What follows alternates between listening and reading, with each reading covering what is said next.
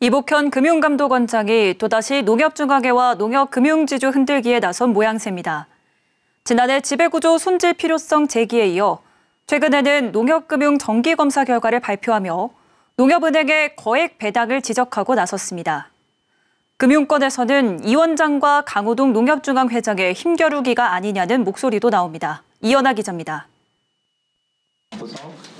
금융감독원은 지난 4일 지주은행 정기검사 결과 발표 당시 농협금융지주 자본 비율이 다른 금융지주사 대비 최저 수준이라며 농협금융이 중장기적 자본관리 계획 등을 고려하지 않고 매년 대주주인 농협중앙회에 거액 배당을 지급해 자체 위기 대응 능력이 약화됐다고 지적했습니다.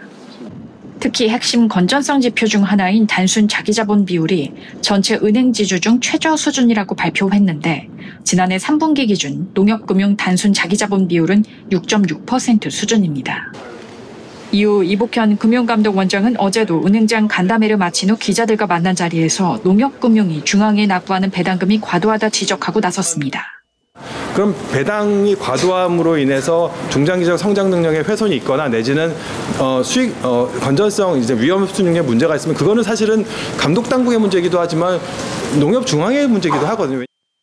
앞서 농협은행은 지난해 실적 기준 8,900억 현금 배당을 결정했고 배당률은 37.33%에 달합니다. 농협은행의 배당은 농협금융지주 100% 지분을 보유한 대주주 중앙회로 들어가게 됩니다. 여기에 별도로 농협금융이 농협법에 근거해 농업인과 농촌 지원 목적으로 중앙회에 납부하는 농업지원사업비는 지난해 실적 기준 6,111억 원입니다.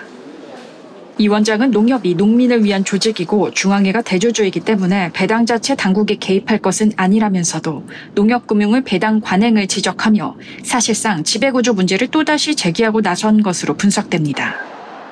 지난해 4월 금감원은 농협금융과 은행에 대해 경영 전반과 지배구조 취약점을 종합적으로 진단해 개선할 필요가 있다며 정기검사에 착수했고 이를 두고 사실상 강호동 농협중앙회장의 농협금융 내 인사권 등 영향력을 축소하기 위한 움직임이란 해석이 우세했습니다.